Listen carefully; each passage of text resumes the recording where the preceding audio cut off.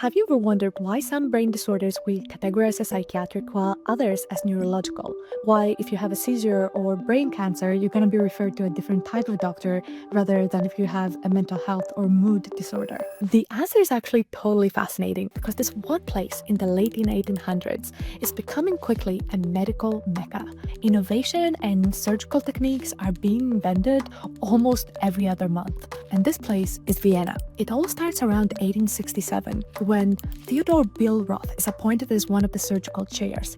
He and his team start developing one after the other groundbreaking operational techniques and are at the same time learning more and more about human anatomy. The result of this is that for the first time, doctors actually start specializing in one particular organ system. This is the first time we start having ear, nose, and throat doctors, ophthalmologists for our eyes, and it's slowly becoming clear that one organ system has more than one suitors.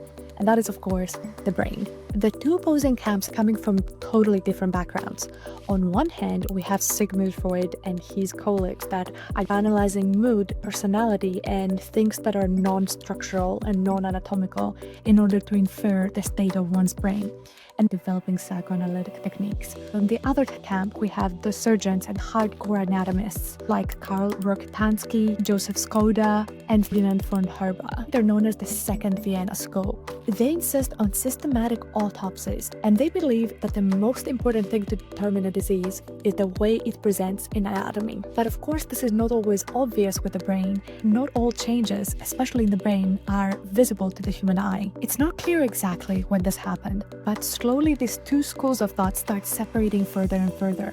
Neurologists focus more and more on things that actually cause a visible or measurable change into our bodies, something known as somatic signs that can be measured with a neurological exam, while psychiatrists keep focusing on things that affect mood and personality, like schizophrenia, anxiety, and depression. It's important to note that both camps at times get things disastrously wrong.